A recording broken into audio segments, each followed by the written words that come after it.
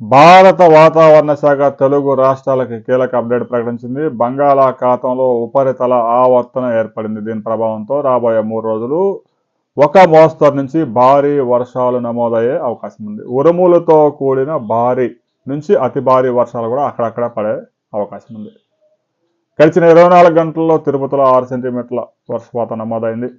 ఇంకా చాలా ప్రాంతంలో 3 సెంటీమీటర్ల వర్షపాతం నమోదైంది. ఈరోజు ఒక మోస్తరు, రేపు భారీ వర్షాలు, ఎల్లుండి ఒక మోస్తరు వర్షాలు, పిడుగులతో కూడిన వర్షాలు పడే అవకాశం ఉందని అమరావతి వాతావరణ కేంద్రం కూడా హెచ్చరించింది. ఈ అల్పపీడనం ప్రభావంతో తెలుగు రాష్ట్రాల్లో చాలా ప్రాంతాల్లో 3 నుంచి 7 సెంటీమీటర్ల వర్షపాతం 2-3 గంటల వ్యవధిలోనే పడే అవకాశం ఉంది. పిడుగులు పడే ప్రమాదం ఉందని వాతావరణ శాఖ హెచ్చరించింది.